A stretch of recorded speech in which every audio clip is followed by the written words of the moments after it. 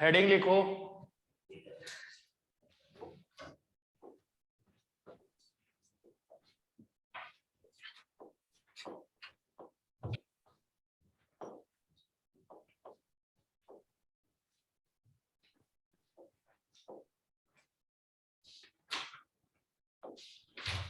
KTG and thermodynamics.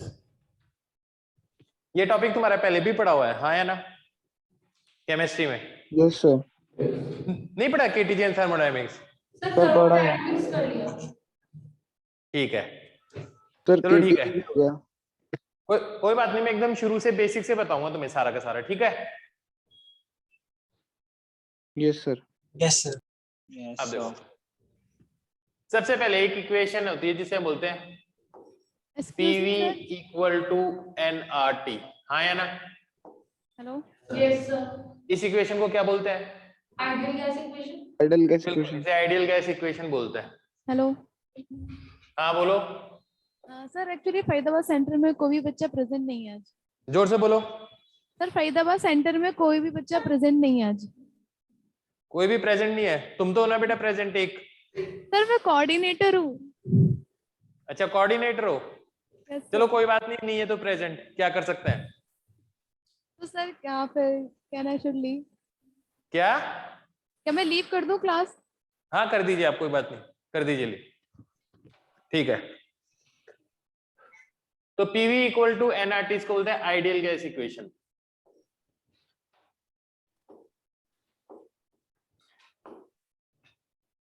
Ideal gas equation.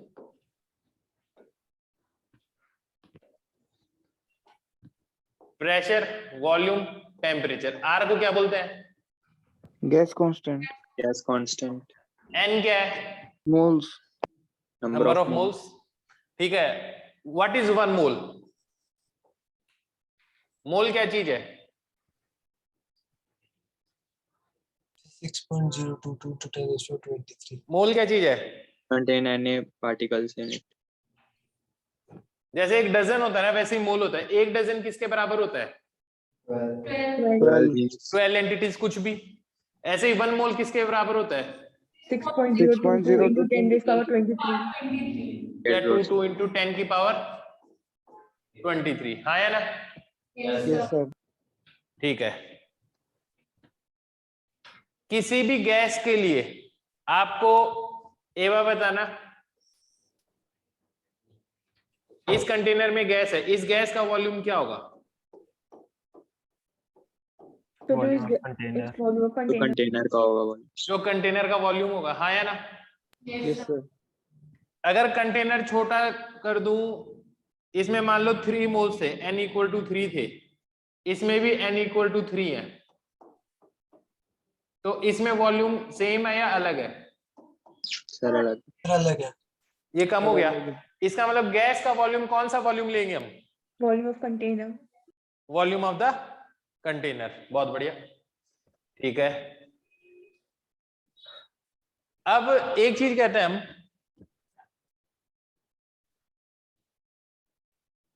जो हम बोलते हैं मॉलिक्यूलर मास। ये मॉलिक्यूलर मास क्या होता है? So mass of molecule. जैसे मैं बोलूं ऑक्सीजन का मॉलिक्यूलर मास कितना है?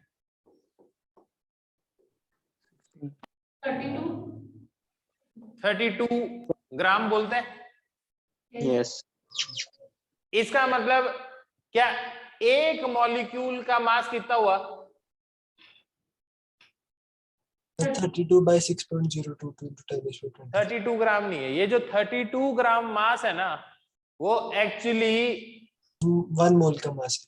1 मोल का है, दैट इज 6.022 10 की पावर 23 मॉलिक्यूल्स का मास 32 ग्राम है। क्या ये बात समझ में आई है? नहीं है? Yes sir. कंफ्यूजन इस बात में? No sir. ठीक है, तो मॉलिक्यूलर मास समझ में आ गया तुम्हें?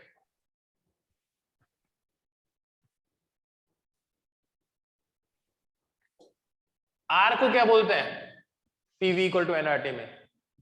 Universal gas constant. Gas constant.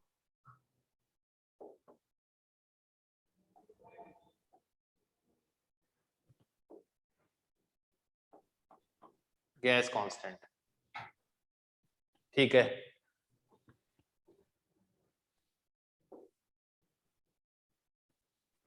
ये मान लो प्रेशर है, ये वॉल्यूम है। मैं कहता हूं अगर टेम्परेचर कांस्टेंट है,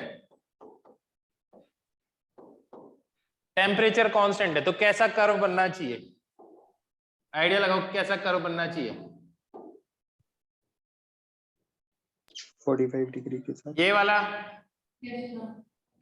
ये वाला, यस सर। फर्स्ट या second? Second. Second. Second. Second. Second. First तो नहीं बन सकता ना कभी भी। No No. Sir. No sir. ठीक है, एवा बताओ इसके अंदर क्या चीज कांस्टेंट रह रही होगी? इसके अंदर क्या चीज कांस्टेंट रह रही होगी? So temperature. टेम्परेचर का, प्रेशर कांस्टेंट रह रहा है, हाँ या ना? वॉल्यूम चेंज हो रहा है। इसके अंदर क्या चीज कांस्टेंट रह रही होगी? वॉल्यूम। वॉल्यूम। क्या चीज कांस्टेंट रह रही होगी? वॉल्यूम कांस्टेंट रह रहा होगा। एवा बताओ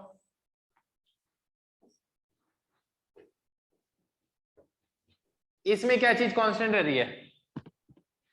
टेम्परेचर। टेम्परेचर। इसमें क्या चीज कांस्टेंट रह रही है? Volume. Volume.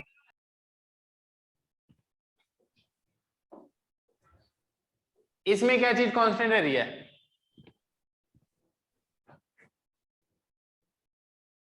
Volume by temperature. अब देखो अगर ये चीज कांस्टेंट है तो volume is proportional to T है ना? Yes sir. हाँ या ना? Yes sir. तो ये कैसा प्रोसेस होगा? अब दो तीन चीजें सुनो। आइसोथर्मल। जिसमें प्रेशर कांस्टेंट होता है उसको क्या बोलते हैं? बेसिक बेसिक ही बता रहा हूं एक बार, क्या बोलते हैं इसको? आइसोबारिक। आइसोबैरिक। जिसमें टेम्परेचर कांस्टेंट रहे उसे? Sir isothermal. आइसोथर्मल। जिसमें वॉल्यूम कांस्टेंट रहे? आइसोकोरिक। आइसोकोरिक।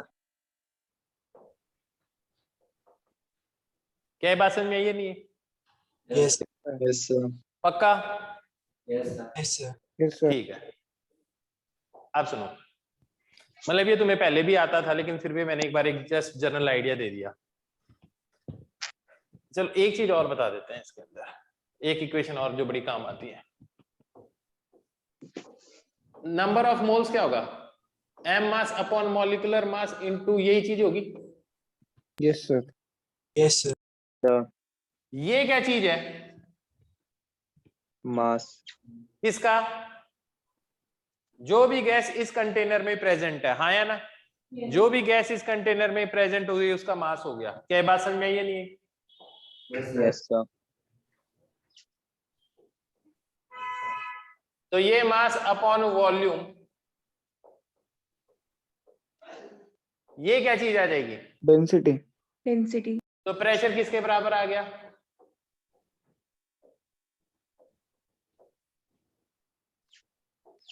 क्या ये इक्वेशन भी याद रहेगी तुम्हें? Yes sir. Yes sir. Yes sir. इसको बोलते हैं ओपन कंटेनर इक्वेशन, हाँ या ना? क्योंकि देखो इसके अंदर वॉल्यूम डिफाइंड है ही नहीं इस इक्वेशन के अंदर। बात समझ में आई है नहीं आई? इसमें Yes, sir. डेंसिटी डिफाइंड है। जब कंटेनर बनेगा तभी तो वॉल्यूम होगा। अगर मैं बोलूं एटमॉस्फेयर के लिए, इस एटमॉस्फेयर की मैं बात करूं तो इसका वॉल्यूम क्या लोगे तुम ये बताओ?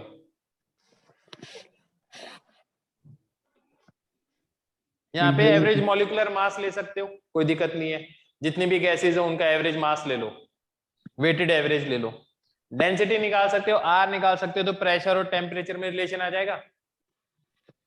लेकिन मैं बोलूं इस एटमॉस्फेरिक जो गैस है इसका वॉल्यूम कितना है?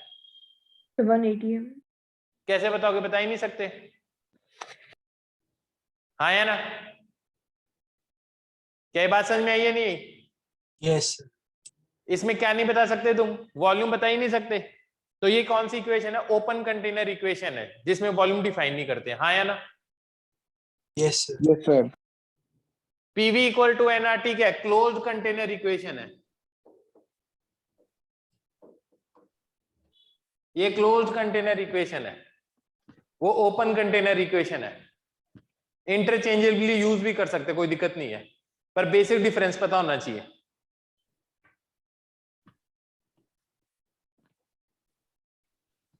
अब सुनो, केटीजी का काम क्या है? देखो, kinetic theory of gases. Gases के लिए आप क्या क्या स्टडी कर सकते हो?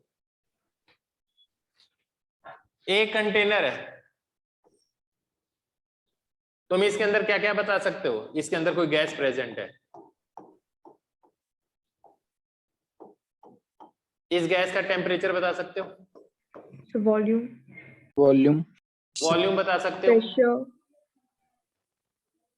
और प्रेशर बता सकते हो। मोल, अब सुनो, वो भी ठीक है। ये जितनी भी स्टडी की है ना, जैसे आप पढ़ रहे हो प्रेशर, तो प्रेशर क्या चीज है? एक मॉलिक्यूल का कोई प्रेशर हो सकता है, एक मॉलिक्यूल का। no sir. तो No. इसका मतलब ये जो प्रेशर जो टर्म डिफाइंड है, वो किसके लिए डिफाइंड है? तो बहुत से जब खूब मोल सारे देखते हैं मॉलिक्यूल्स किसी का चीज एक साथ स्टडी करो, that is macroscopic behaviour of a gas. हाँ या ना? यस यस सर, एक मॉलिक्यूल का वॉल्यूम डिफाइन करोगे कुछ? No sir. नहीं नो करोगे। सर, नेग्लिजिबल, हाँ या ना? क्योंकि Yes, तो इसका मतलब वॉल्यूम भी किसके लिए डिफाइंड है? so बहुत खूब से सारे molecules मॉलिक्यूल्स का एक साथ में। हाँ या ना? मॉलिक्यूल्स के लिए, यस सर, टेम्परेचर, एक मॉलिक्यूल का टेम्परेचर बता सकते हो?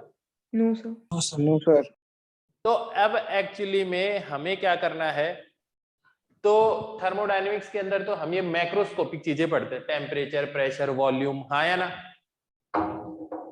यस सर, केटीजी क्या करवाता है? आप माइक्रोस्कोपिकली जाओ अंदर, आप देखोगे अगर सारे मॉलिक्यूल्स एकदम रेस्ट पे हैं तो टेम्परेचर जीरो होगा। इट मींस जब इनकी काइनेटिक एनर्जी जीरो होगी तब वो रेस्ट में होगा। तो माइक्रोस्कोपिकली जो चीज काइनेटिक एनर्जी है, मैक्रोस्कोपिकली वही चीज क्या मैनिफेस्ट होके बता रही है? Temperature. टेम्परेचर बता रही है। हाँ या ना? प्रेशर की बात करोगे, यहाँ पे जो मॉलिक्यूल्स आएंगे एक दूसरे से टकराएंगे, टकराने के कारण फोर्स लगेगा, मोमेंटम चेंज Yes, होगा। sir. Yes, तो जब भी ये मोमेंटम चेंज होगा, ठीक है, क्या कहा मैंने? जब भी ये क्या होगा? मोमेंटम चेंज होगा। तो rate of change of momentum क्या होता है? भाई ये जो मॉलिक्यूल्स हैं आगे वॉल पे टकरा रहे होंगे, टकरा के वापस जा रहे होंगे, ठीक है, तो मोमेंटम चेंज हुआ मॉलिक्यूल्स का। Yes, sir. यस तो सर, जब इनका मोमेंटम चेंज होगा तो rate of change of momentum पर यूनिट टाइम क्या चीज होती है? Sir, so impulse. decrease. Force. क्या चीज होती है? फोर्स। तो फोर्स आ जाएगा आपके पास, तो फोर्स डिवाइडेड बाय एरिया क्या चीज होती है? Pressure. Pressure. Pressure, pressure. तो माइक्रोस्कोपिकली इसके अंदर जो मॉलिक्यूल्स हैं उनका मोमेंटम चेंज हो रहा होगा, जिसके कारण फोर्स लग रहा है, जिसके कारण ये प्रेशर एक्सर्ट हो रहा है। हाँ या ना? यस सर, फिर से मैंने जिसे बोलते हैं ना माइक्रोस्कोपिक लेवल पे जाके मॉलिक्यूल्स की वेलोसिटी, मोमेंटम, मोमेंटम इनकी स्टडी कर रहा हूं, that is laws of motion लगा रहा हूं। क्या ये बात समझ में आई या नहीं? Yes Yes, sir. Sir, Yes, sir. पक्का? Yes, sir. तो इसी को हम क्या बोलते हैं? इसी स्टैटिस्टिकल स्टडी को क्या बोलते हैं हम? KTG. केटीजी बोलते हैं। हाँ या ना? इसके अंदर हम क्या करेंगे? माइक्रोस्कोपिकली चीजों को, माइक्रोस्कोपिक वेरिएबल को मैक्रोस्कोपिक वेरिएबल के साथ क्या करेंगे? रिलेट करेंगे। क्या ये बात समझ में आ गई सबको? Yes. यस सर, ठीक है। अब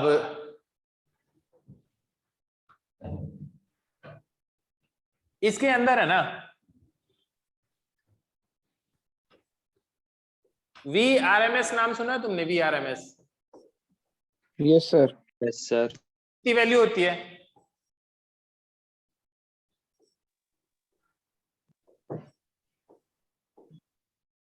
VRMS की वैल्यू ये होती है।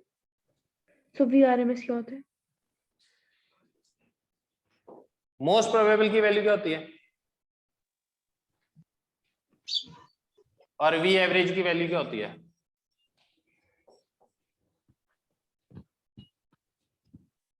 बताओ बताओ।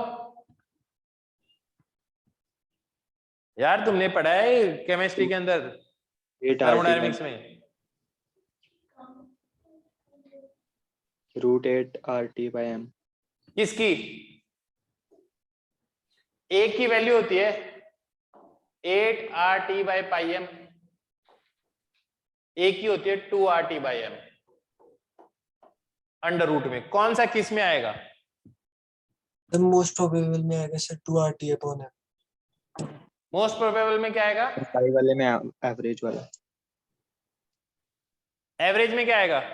Sir 8 RT/m। 8 RT/m।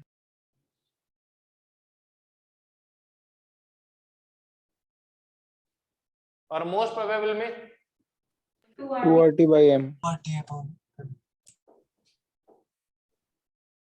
ठीक है, इनके बारे में भी समझना पड़ेगा। यार एक चीज बताओ मेरे को, एक चीज बताओ, एक कार चल रही है, ध्यान से सुनना, एक कार चल रही है, कार की स्पीड है 20 km/h।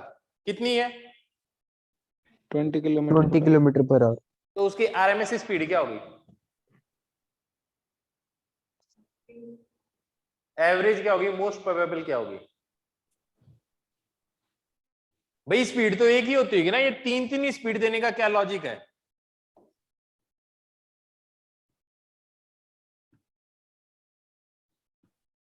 तो मेरी बात समझ रहे हो जो मैं बात कर रहा हूं तुम्हें?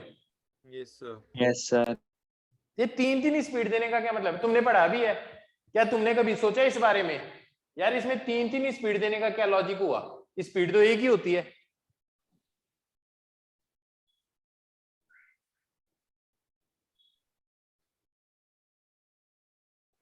ये बताओ, इस कंटेनर के अंदर सारे मॉलिक्यूल्स की स्पीड सेम ही होती है, अलग अलग होती होगी? सर अलग अलग। सर अलग अलग। अलग अलग। अलग अलग होती होगी। Yes yes yes sir. Sir. क्या कोई मॉलिक्यूल रेस्ट पे भी हो सकता है क्या कभी? हो तो सकता ही है। Yes sir. Yes sir. Yes sir, हाँ हो या ना? सकता है। कोई बहुत तेज चल रहा होगा, कोई धीरे चल रहा होगा, तो इनके क्या होता है? कोलिजन होता है आपस में। आई बात समझ में? क्या होता है इनके? कोलिजन होते हैं इनके। तो कोलिजन होने के बाद में इसका मोशन चेंज हो जाता है। दैट इज मॉलिक्यूल्स का जो मोशन होता है ना वो रैंडम है। कैसा मोशन है इनका? रैंडम। रैंडम। रैंडम। ये मॉलिक्यूल इधर जाएगा, टकरा के इधर, इधर पता नहीं किधर जाएगा टकराने के बाद में, हाँ या ना? तो मोशन कैसा है इनका? रैंडम। रैंडम मोशन है। क्या ये बात समझ में आ गई सबको? Yes sir. अच्छी तरह से। Yes sir. अब मेरे को ये बात बताओ यार, ये तीन तीन स्पीड देने का क्या मतलब है? इसमें से सबसे ज्यादा स्पीड किसकी होती है? मोस्ट प्रोबेबल, एवरेज या VRMS?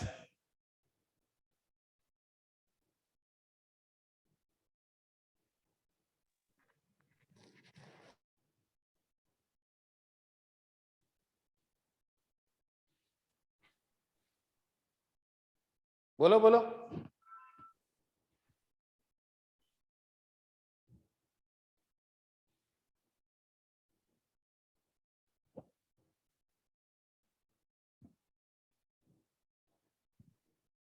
Sir μRMS। Most probable speed क्या चीज होती है बताओ? Root mean square. Highest speed.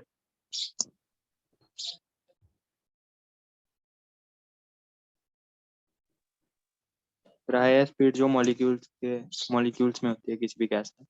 देखो अब मैं तुम्हें, देखो रटने की जरूरत नहीं है, मैं तुम्हें बेसिक बेसिक आइडिया देता हूं, ठीक है?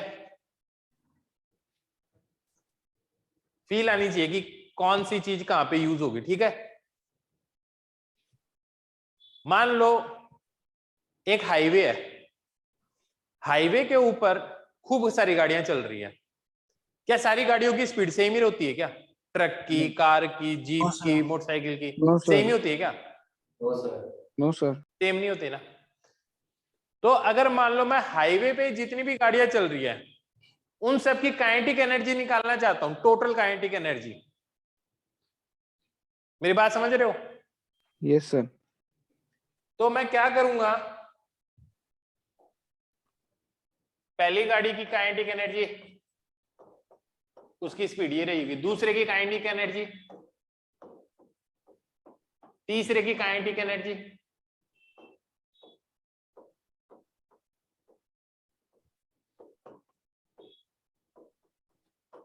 ये करूंगा, हाँ या ना? Yes sir. ये टोटल काइनेटिक एनर्जी लूंगा, वो क्या आएगी? Half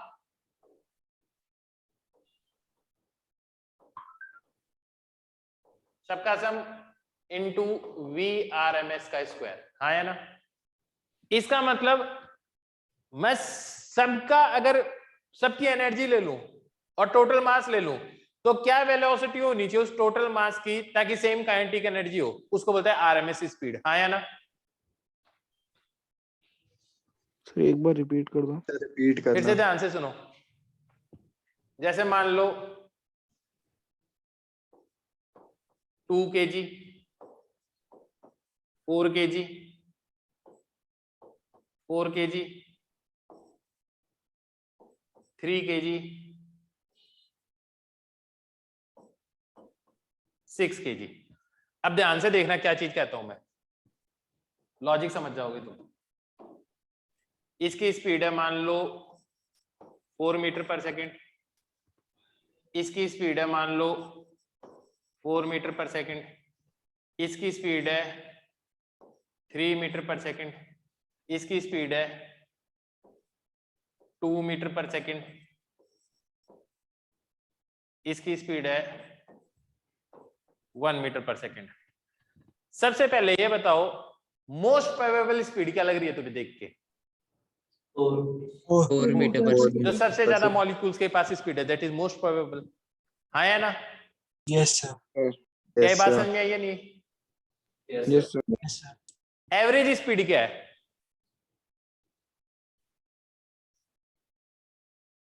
sir 7।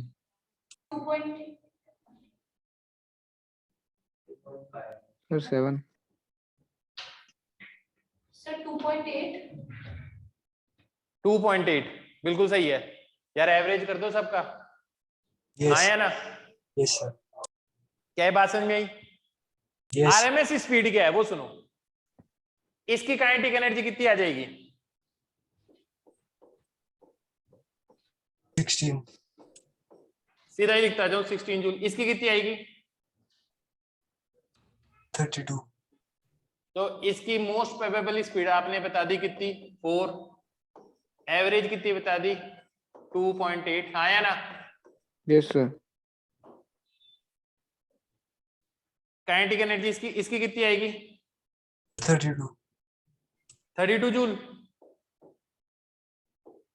इसकी 16 जूल आएगी, इसकी 32 जूल आएगी, इसकी कितनी आ जाएगी? 18। 18। इसकी कितनी आएगी? 6। 6। इसकी कितनी आ जाएगी? 3। 3। इन सब का सम करो कितना आ रहा है?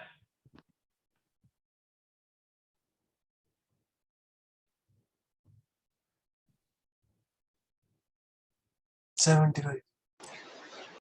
टोटल एनर्जी कितनी आ रही है?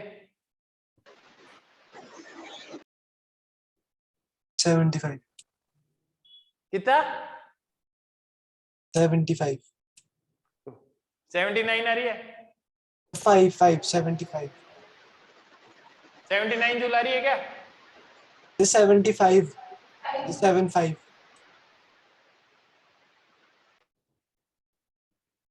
यार एक बार में सही बता दो। 75। 75।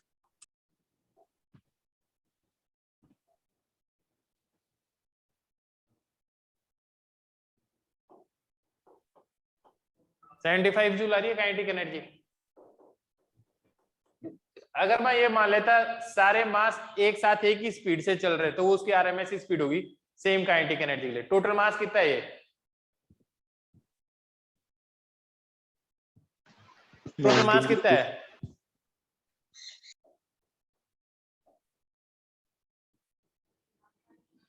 19 है। Yes sir. Yes sir.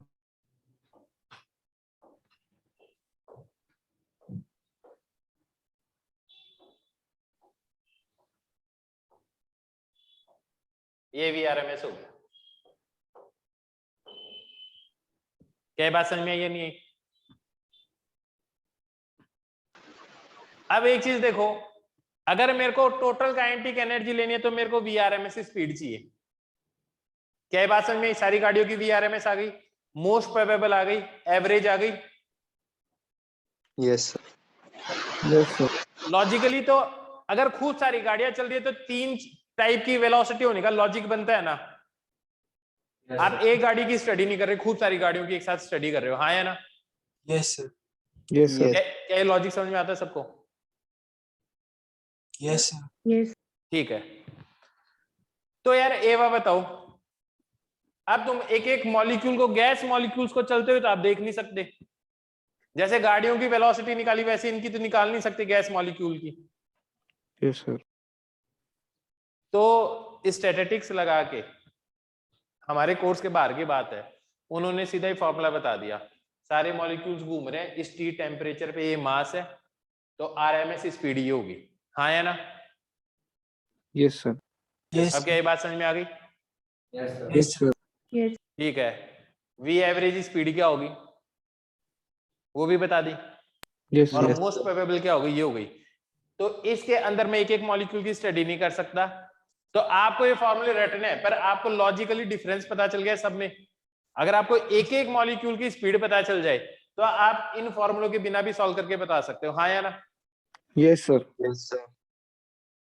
अब एवा बताओ, आज क्या तुम्हें ये बात समझ में आ गई कि ये 3 स्पीड का लॉजिक क्या है? Yes sir, yes sir. क्यों? क्योंकि आप कलेक्टिवली खूब सारे मॉलिक्यूल्स की एक साथ स्टडी करोगे तो आपका एक वेलोसिटी से काम नहीं चलेगा, हाँ या ना? Yes sir. यस सर, पक्का? अगर मैं बोलूं सबसे ज्यादा फ्रैक्शन ऑफ मॉलिक्यूल्स जो है उनकी स्पीड क्या है, तो वो आपकी कौन सी स्पीड आएगी? Most probable. अगर मैं टोटल काइनेटिक एनर्जी निकालना चाहूं, टोटल मास दिया, तो कौन सी वेलोसिटी यूज करनी चाहिए? VRMS। RMS। बात समझ में आ गई? Yes sir. पक्का? अब देखो, अगर मैं काइनेटिक एनर्जी निकालूंगा, थोड़ी सी देर में मैं ये डिराइव भी करूंगा। जैसे टोटल काइनेटिक एनर्जी निकालना चाहूंगा, kinetic energy half total mass of the gas VRMS का स्क्वायर कर दो, तो टोटल काइनेटिक एनर्जी आ जाएगी मॉलिक्यूल्स की, गैस की। यस सर, मेरे को बताओ ये क्या चीज है? Number of moles. Number of moles. तो ये चीज ये आ जाएगी।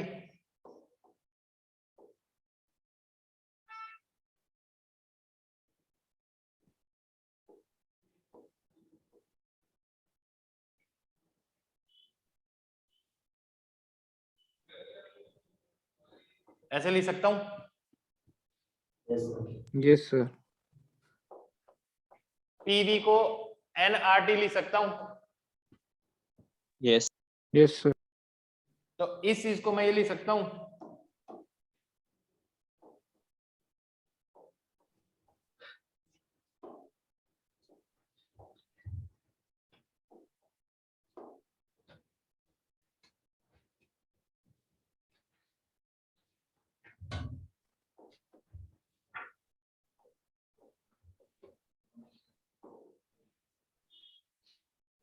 हाँ है ना?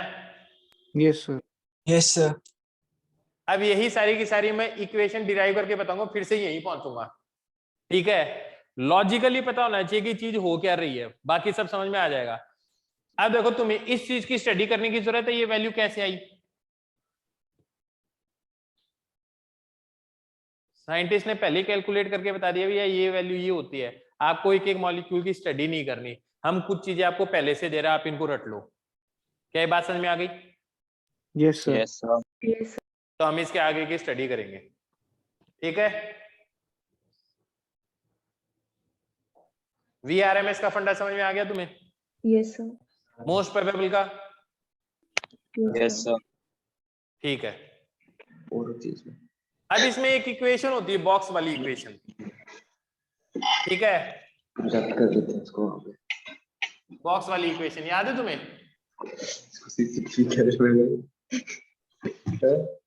हाँ बेटा, क्या बताते बोलेंगे कुलदीप सर बोलेगा तो ये कहाँ पे पढ़ाना स्टार्ट हो गया। बेटा जी आवाज क्लियर नहीं आ रही तुम्हारी, बोलो।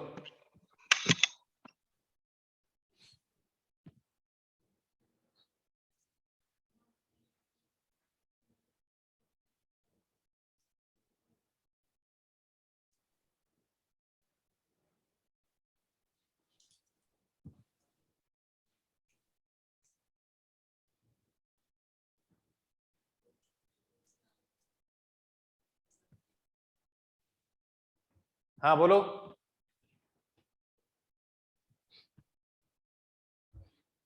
आवाज क्लियर है? Yes, sir. Yes, sir. समझ में आ रहा है एकदम अच्छे से? Yes, sir. ठीक है, ये कंटेनर है, इसमें ऐसे खूब सारे मॉलिक्यूल्स हैं।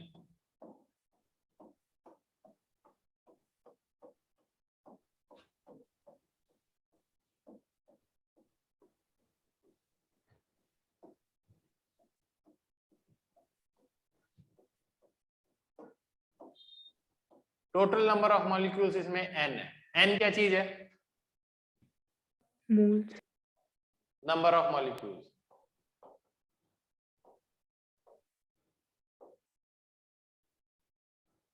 v इसका वॉल्यूम है।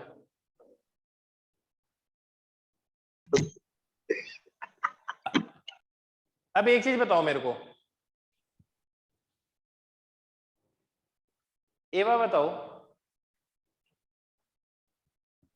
इस कंटेनर के अंदर एक गैस छोड़ दूं मैं इसमें, ठीक है, धीरे धीरे ये मॉलिक्यूल्स नीचे सेटल हो जाएंगे या ऊपर ही रहेंगे ऐसे ही? ऊपर ही रहेगा। Sir, ऊपर ऊपर ही रहेंगे। इसका मतलब मैं ये मानता हूं कि इनके ऊपर ग्रेविटी का फोर्स लग रहा है। No, sir. No, sir. तो अब जो मैं एजम्पशन मान रहा हूं ना ये इक्वेशन डिराइव करने के लिए, वो सारे के सारे पोस्टुलेट्स होते हैं केटीजी के। क्या ये बात समझ में आई है नहीं? Yes, sir. Yeah. तो आज लॉजिकली समझो होते क्या है पोस्टुलेट्स ऑफ केटीजी। इतने दिन से रट रहे थे हम, अब रटने की जरूरत नहीं है, सीधा सिंपल लॉजिक है। ये बॉक्स वाली इक्वेशन के लिए जो जो हमने एजम्पशंस माने हैं, they are the postulates of KTG. क्या ये बात समझ में आ गई सबको? Yes, sir. Yes, sir. Yes, ठीक sir. है, अब एवा बताओ, इन इस कंटेनर का जो वॉल्यूम होता है that is volume of a gas. तो इसके अंदर मैं ये जो मॉलिक्यूल्स है इनका वॉल्यूम लेता हूं क्या? No, sir. Sir. तो इसका मतलब इनकी साइज में क्या मानता हूं? Very small. नेग्लिजिबल। तो जो फ्री स्पेस है इनके मूवमेंट के लिए that is its volume. Yes, sir. तो मैं इन मॉलिक्यूल्स को क्या मानूंगा? पॉइंट साइज मानूंगा। Yes, sir. Yes, sir. Sir. तो ये क्या हो जाएगा? Postulate of KTG. ए बात बताओ, इसके अंदर कोई गैस है, उसका प्रेशर अपने आप कम हो जाता है क्या इसके अंदर पड़े पड़े? No, sir. No, No, sir. sir. तो कंटेनर के अंदर अगर प्रेशर कम नहीं हो रहा तो मॉलिक्यूल्स टकराने के बाद में अपनी स्पीड को लूज नहीं कर रहे होंगे, एवरेज स्पीड, हाँ या ना? इसका मतलब जो भी कोलिजन हो रहे हैं वो कैसे हैं? परफेक्टली इलास्टिक है। कैसे कोलिजन है? Perfectly elastic. वरना एनर्जी का तो लॉस हो जाएगा, हाँ या ना? एनर्जी का Yes, लॉस sir. हो जाएगा तो धीरे धीरे मूव करने लग जाएंगे, और धीरे धीरे मूव करने के बाद में क्या होगा? स्पीड धीरे हो जाएगी, मोमेंटम कम होगा, चेंज ऑफ मोमेंटम कम होगा। क्या ये लॉजिक बात समझ में आ रहा है सबको? Yes, Yes, sir. पक्का? Yes, sir. तो इसका मतलब मैं एक चीज और मान रहा हूं, जितने भी कोलिजन है वो कैसे हैं? Perfectly elastic. Elastic. Perfectly elastic है, मॉलिक्यूल्स के आपस में भी और to the walls of the container.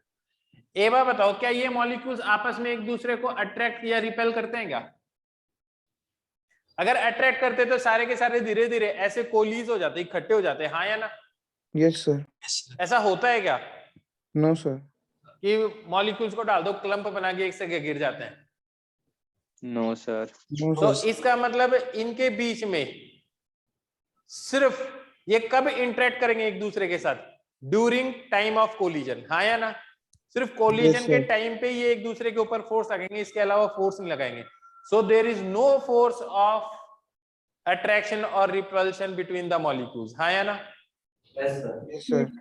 तो मैं आगे भी बताऊंगा ये बात। तो पोटेंशियल एनर्जी का कॉन्सेप्ट होगा ही नहीं इसके अंदर।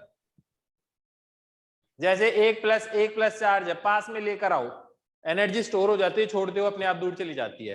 तो पोटेंशियल एनर्जी का कॉन्सेप्ट यहाँ आता है। 1+1- चार्ज है, दूर लेकर जाओ, छोड़ दो तो अपने आप पास आएंगे, एनर्जी का कॉन्सेप्ट है। जब कोई फोर्स ही नहीं लग रहा तो क्या कोई पोटेंशियल एनर्जी का कॉन्सेप्ट होगा इनके लिए? तो सर नो सर। No, तो sir. इसका मतलब हम इसमें पोटेंशियल एनर्जी भी नहीं पढ़ेंगे आइडियल गैस के अंदर। क्या ये बात समझ में आ रही है सबको? Yes, sir. Sir.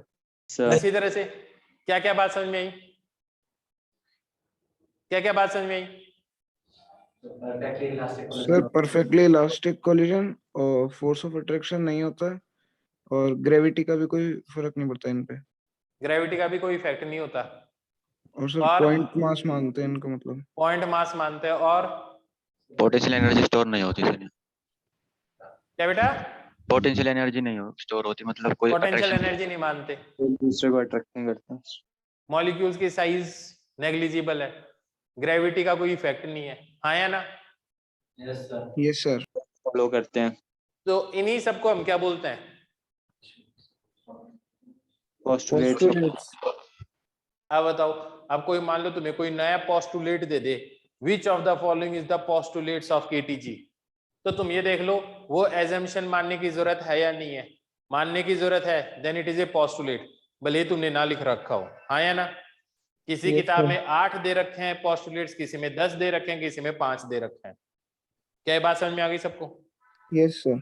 Yes sir. तो पोस्टुलेट्स ऑफ केटीजी, तो लिखवाऊंगा तुम्हें पोस्टुलेट्स केटीजी के? Yes sir. Yes, sir. लिखवा दो। लिखो।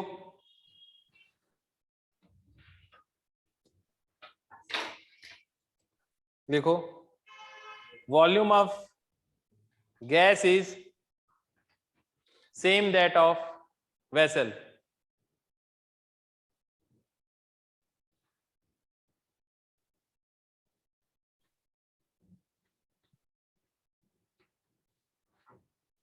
Volume of gas is same as that of vessel.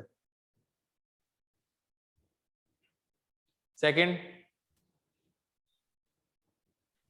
a gas consists of large number of identical,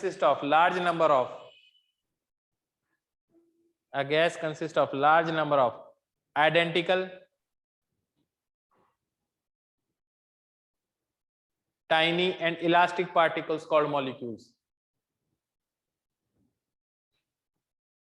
A gas consists of large number of identical, tiny and elastic particles called molecules.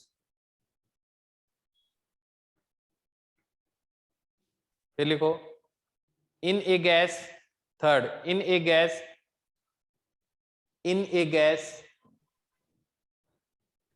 molecules move in all possible direction. In a gas, molecules move in all possible direction with all possible speeds. With all possible speeds, randomly. अब एक चीज बताओ मेरे को, देखो ये भी एक एजम्पशन मानना ही पड़ेगा। इस वॉल पे ज्यादा प्रेशर मिलेगा या इस पे, फर्स्ट पे या सेकंड पे? सर फर्स्ट पे। सेम ही मिलेगा। हाँ सर सेम मिलेगा। कमरे में यहाँ पे जितना प्रेशर उतना ही उस कोने पे, उससे तो नहीं उसमें, उतना ही उस पे, हाँ या ना? हर जगह पे प्रेशर क्या मिल रहा है? सेम मिल रहा है। इसका मतलब ज्यादा मॉलिक्यूल्स इधर टकरा रहे हैं या इधर टकरा रहे पर यूनिट टाइम? सर सेम ही टकरा रहा है। इसका मतलब किसी एक डायरेक्शन में तो ये ज्यादा जा ही नहीं रहे ना। क्या लॉजिक समझ में आ रहा है? इसका मतलब इन मॉलिक्यूल्स का मोशन कैसा है? रैंडम है। आप ये बता ही नहीं सकते इनकी नेट वेलोसिटी इधर जा रहे हैं या इधर जा रहे हैं या इधर जा रहे हैं, हाँ या ना? मोशन कंप्लीटली रैंडम है। ऐसा नहीं है कि इस डायरेक्शन में ज्यादा फेवरेबल होगा या इस डायरेक्शन में ज्यादा फेवरेबल होगा या इस डायरेक्शन में ज्यादा फेवरेबल होगा। क्या लॉजिक समझ में आ गया? इसीलिए ये भी एक पोस्टुलेट्स बताया मैंने, हाँ या ना? कि जो मॉलिक्यूल्स का जो मोशन है वो कैसा है? एजम्पशन माना है ना, तभी तो हर जगह प्रेशर सेम आ रहा होगा। Yes sir. नेक्स्ट लिखो, sir the size of molecule is, the size of molecule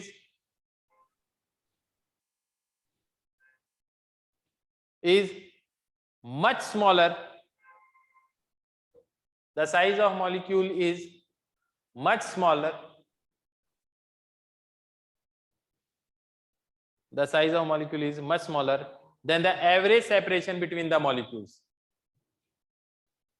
The size of molecule is much smaller than the average separation between the molecules.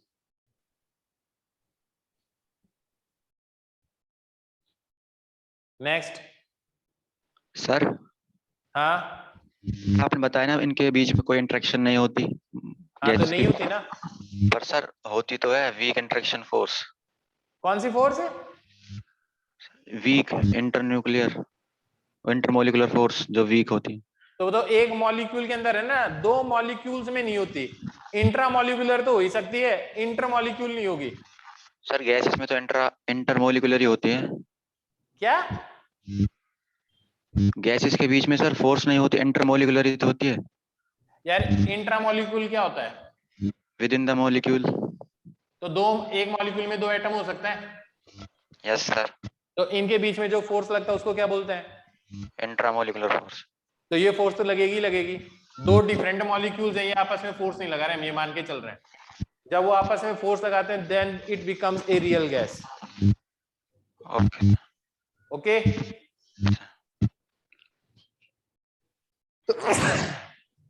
लिखो, the molecules exert no force on each other,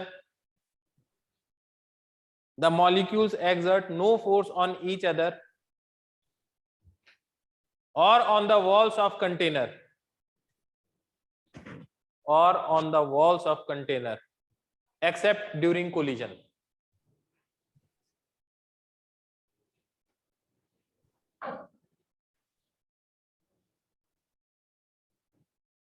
Except during collision.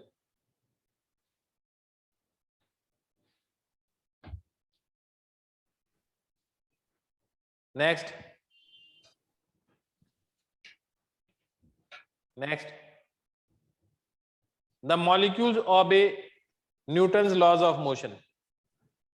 जो equation derive करेंगे उसमें laws of motion नहीं तो लगाएंगे, rate of change of momentum equal to force. हाँ है ना? Yes, sir. The molecules obey Newton's laws of motion.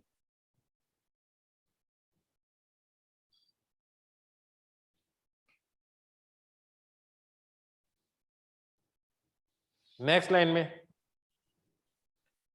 all collisions between the molecules are perfectly elastic. All collisions between the molecules,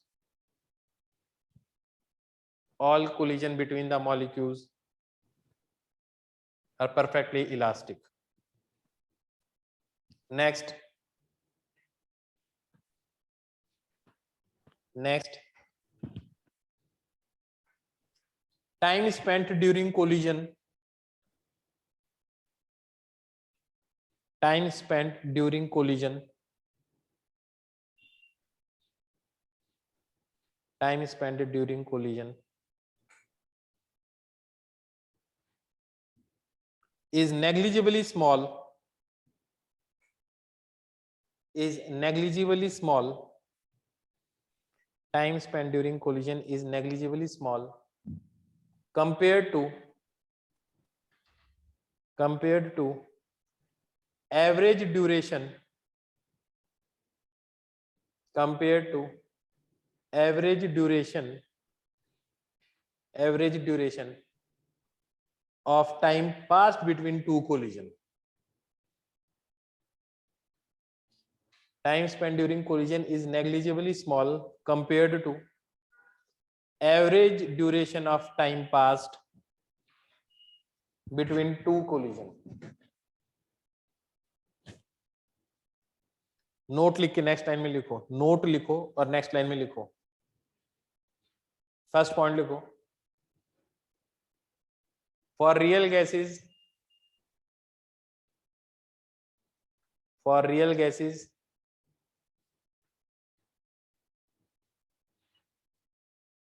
for real gases, these assumptions are true. These assumptions are true only at low densities. These assumptions are true only at low densities.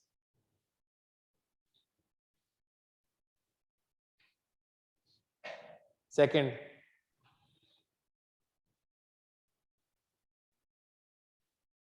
second, since there is no force of interaction between molecules, since there is no force of interaction between molecules, there is no potential energy of the system of molecules. So please repeat. Since there is no force of interaction between molecules, there is no potential energy of the system of molecules.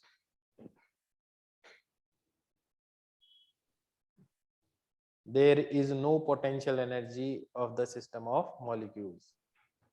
क्या ये बात समझ में आ गई सबको? Yes. क्या postulate समझ में आ गई केटीजी के? Yes. बहुत बढ़िया, शाबाश। ऐसे फील आई तुम्हें अभी तक केटीजी के पोस्टुलेट सुनकर? Yes, sir. Yes, sir. क्या हार्ड लग रहा है क्या? No, sir. No, sir. आसान है ना एकदम? अब देखो,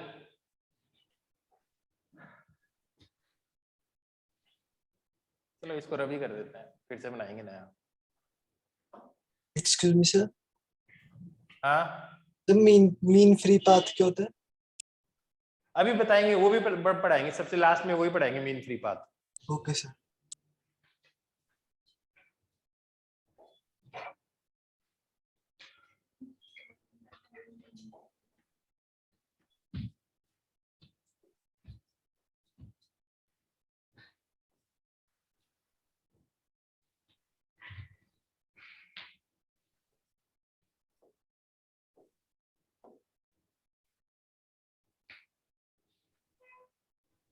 नंबर ऑफ मॉलिक्यूल्स n है, वॉल्यूम v है, खूब सारे मॉलिक्यूल्स हैं, एक मॉलिक्यूल का मास m है, तो टोटल मास कितना हो जाएगा? NM. mm टोटल मास हो जाएगा मॉलिक्यूल्स का। तो टोटल काइनेटिक एनर्जी क्या होगी?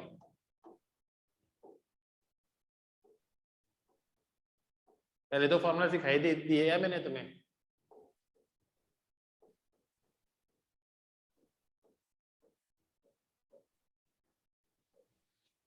यही होगी ना? Yes, sir. Yes, sir. ठीक है, हाँ ये चैप्टर छोटा सा, ये बहुत बड़ा नहीं है, इसलिए केटीजी थर्मो एक साथ करवा रहा हूं। अब देखो, मान लो एक्स डायरेक्शन में कोई मॉलिक्यूल जा रहा है, ठीक है, तो अगर मैं जर्नल वेलोसिटी लिखूं किसी भी मॉलिक्यूल की, जर्नल वेलोसिटी, तो ऐसे लिखूंगा V X I cap, V Y J cap, V Z K cap.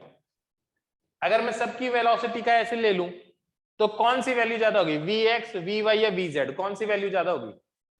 So सारी इक्वल होगी. Sir, equal. सारी इक्वल होगी।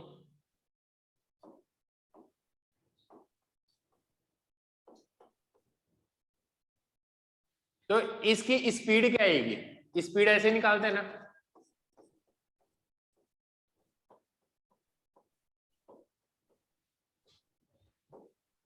ऐसे निकालते हैं ना स्पीड। Yes, sir.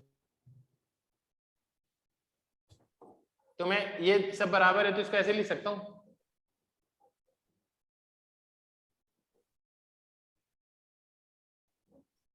ऐसे लिख सकता हूँ सर स्पीड निकालने वाला रिपीट करना, क्या? जस्ट रिपीट करना। जनरल मॉलिक्यूल्स की स्पीड ऐसे लिख सकता हूँ। Yes sir. रैंडम मोशन है तो ये सारे इक्वल होंगे। Yes sir. तो अगर मैं इसकी स्पीड निकालूं तो क्या होगा? vx का स्क्वायर, vy का स्क्वायर, vz का स्क्वायर स्पीड के बराबर आएगा। Yes sir. तो ये दोनों भी vx के बराबर ही हैं, तो ये चीज आ जाएगी, ये चीज आ जाएगी, हाँ या ना? Yes sir. इतना समझ में आ गया? यस ये तो हमने एजम्पशन ही माना है, इसलिए इसको ऐसे लिख दिया मैंने, कोई अलग बात नहीं है इसमें, सीधा एजम्पशन मान रखा है ये तो मैंने। कोई प्रॉब्लम इसमें? ओ सर। चलो ठीक है, बढ़िया बात है, कोई प्रॉब्लम नहीं है। तो इसका एम मास मानो, अगर ये टकरा के वापिस आएगा तो इसके मोमेंटम में कितना चेंज आएगा?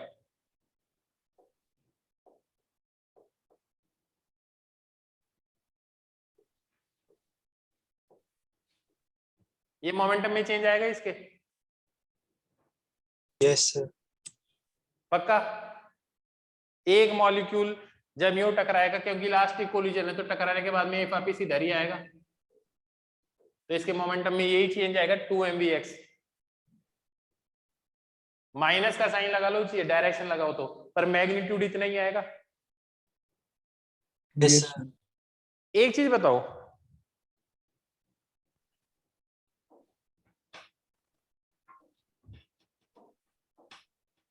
यहां पे मैं लिखूं मॉलिक्यूल 1 2 3 4 5 6 7 8। जब ये मॉलिक्यूल इसके टकराया होगा तो क्या ये 2 3 4 5 6 7 भी इसके टकरा गए होंगे इससे पहले ही? No sir. नहीं टकराए होंगे?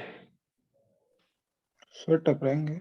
भैया एवरेज स्पीड ही ली है ना ये vx सब की, तो अगर 8 टकराया होगा तो 7 इसके बाद में टकराया होगा, हाँ या ना?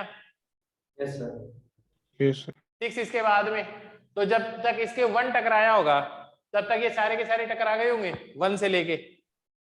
Yes sir. क्या ये बात समझ में आई तुम्हें? Yes sir. Yes sir. Yes sir. ठीक है, एक और बात ध्यान से सुनना,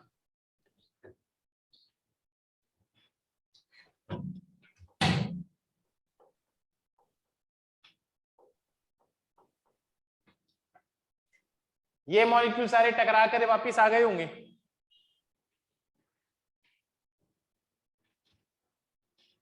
भाई एक चीज सोचो ना,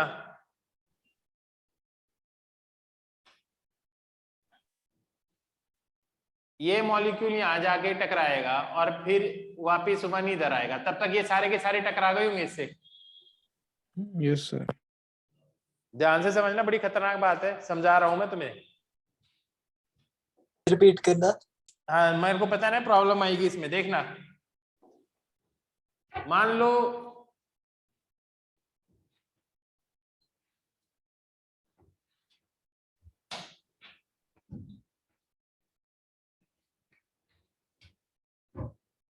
ये एक स्नेक है,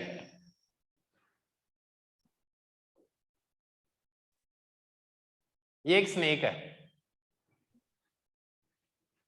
ये स्नेक का माउथ हो गया और ये इसकी टेल होगी, हाँ या ना? Yes sir. Yes sir.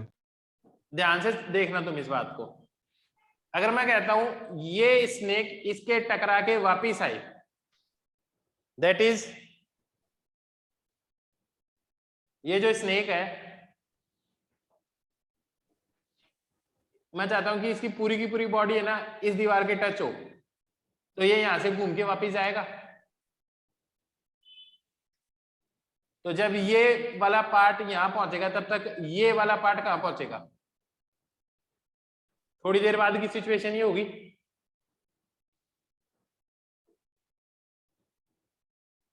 और पूंछ ये हो गई हो इसकी, हाँ या ना? अरे यार जब ये वाला पार्ट इधर पहुंचेगा तब ये इधर नहीं पहुंचेगा। Yes sir. अभी भी नहीं ये बात समझे? आगे। आ गई। आ गई। तो अभी तो इस दीवार के सिर्फ आधा बॉडी पार्ट ही टकराया होगा ना, पूरा Yes. बॉडी पार्ट कब टकराएगा? जब ये यहां से घूम के वापिस आ जाएगा, हाँ या ना, ये इधर आ जाएगा तो इसकी पूंछ इधर आ जाएगी, तो एक बार टकरा गया ना पूरा का पूरा इसके। Yes sir. तो यहाँ पे जो मॉलिक्यूल्स हैं, ये जो मॉलिक्यूल है, ये सारे के सारे मॉलिक्यूल्स इसके कितनी देर में टकरा जाएंगे? ध्यान से देखना, मैं एक बात कहता हूं, ये लेंथ अगर L है, कितने टाइम में टकराए होंगे? L डिवाइडेड बाई Vx में या 2L डिवाइडेड बाई Vx में? So 12 divided by Vx. divided by क्योंकि ये सारे के सारे मॉलिक्यूल्स हैं, ये मॉलिक्यूल यहाँ पे टकराए होंगे, तो उस टाइम पे ये तो टकराए ही नहीं है ना। मैं चाहता हूं ये सारे के सारे मॉलिक्यूल्स इस पे कितनी देर में टकरा जाएंगे? तो ये वाला टाइम लोगे आप।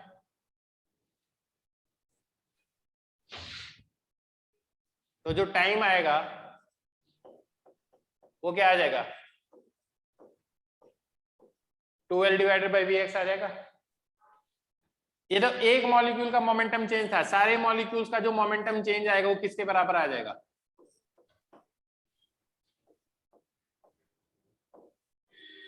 कोई कंफ्यूजन इस बात में? No. तो जो फोर्स होगा वो किसके बराबर आएगा?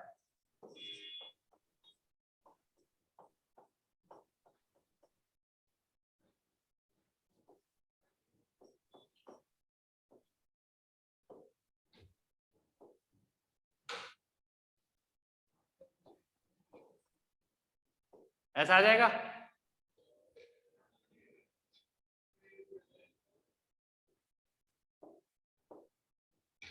बेटा इसी को तो डिवाइड किया इससे, नहीं आई बात समझ में?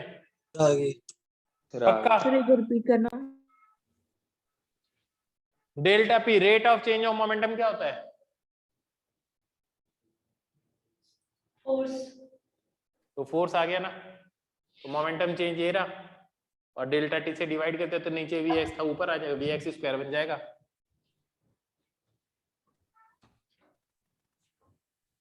नहीं है ये बात समझ में? Sir, आगे. बेटा इसी को तो इससे डिवाइड ही किया, बस आ जाएगा। ये सॉल्व करके देखो तुम, ये क्या आ जाएगा? Vx स्क्वायर को क्या लिख सकता हूं? V square by 3. V square by 3.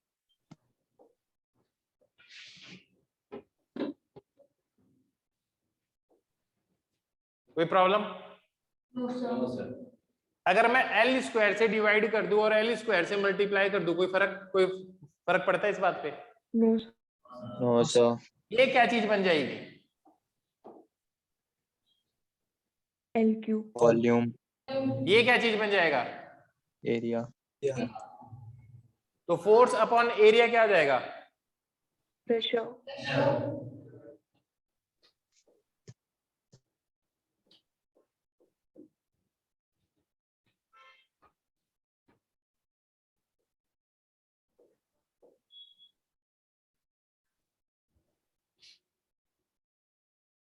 कोई प्रॉब्लम? No sir. कोई प्रॉब्लम नहीं। इसको मैं ऐसे इधर लिख दूं, वॉल्यूम को वॉल्यूम लिख रहा हूं क्योंकि V और V में कंफ्यूजन नहीं हो, हाँ या ना? Yes sir. क्या आ जाएगा ये? एक चीज बताओ, ये चीज ऐसे बन जाएगी ना, ऐसे बन जाएगी ना। अगर मैं इसको 2 से मल्टीप्लाई कर दूं, 2 से डिवाइड कर दूं, कोई फर्क पड़ता है? No sir. ये क्या चीज आ गई है? Kinetic energy. काइनेटिक एनर्जी आ गई है। तो 3 times pressure into volume equal to 2 times kinetic energy, हाँ या ना? Yes, Yes, sir. sir. समझ में आ गई? Yes, sir. तो काइनेटिक एनर्जी किसके बराबर आ गई है?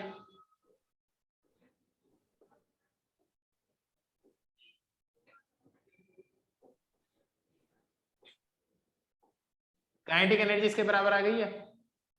Yes, sir. देखो क्या पहले भी यही इक्वेशन आई थी क्या? Yes, sir.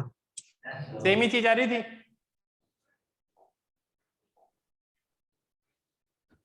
पीवी को क्या लिख सकते हो? NRT. RT.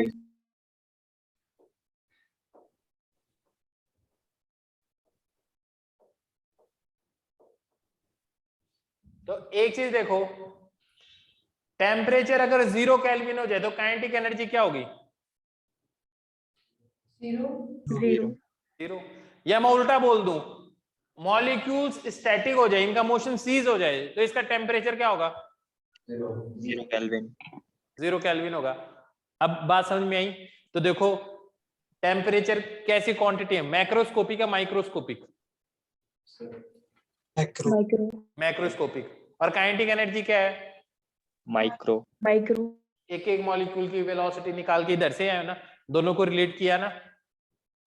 Yes, sir. तो माइक्रोस्कोपिकली जो काइनेटिक एनर्जी है, मैक्रोस्कोपिकली उसी का मैनिफेस्टेशन क्या चीज होती है? टेम्परेचर होता है, हाँ या ना? Yes, sir. तो अगर मैं टेम्परेचर 2 टाइम्स कर दूंगा तो काइनेटिक एनर्जी भी क्या हो जाएगी? 2 times. 2 टाइम्स हो जाएगी। क्या ये बात समझ में आ गई या नहीं है? Yes, sir. पक्का? Yes, sir. अभी लिखवा रहा हूं, अभी ठहर जाओ।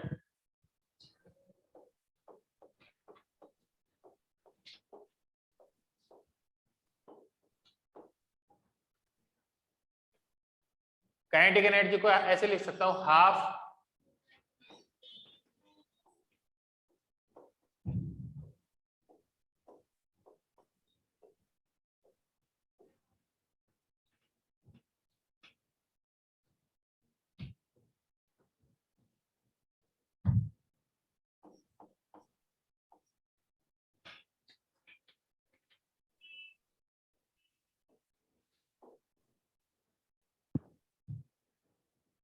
अगर मैं इसको ऐसे मॉलिक्यूलर मास से डिवाइड कर दूं या मॉलिक्यूलर मास से डिवाइड कर दूं तो ये क्या चीज आ जाएगी? Number of moles. Number of moles.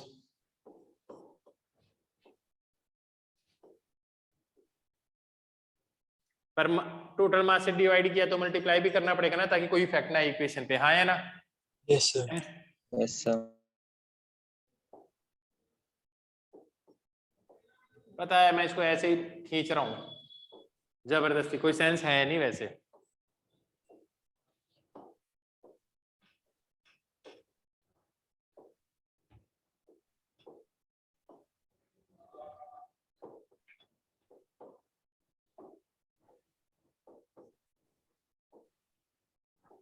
Same formula आ रहा है? Yes, sir. Yes. Yes sir. समझ में आ गया अच्छे से? क्या बॉक्स वाली इक्वेशन समझ में आ गई? Yes, sir. Yes, sir. पक्का? कोई कंफ्यूजन? कोई कंफ्यूजन नहीं है ना? No, sir. चलो कोई कंफ्यूजन नहीं है तो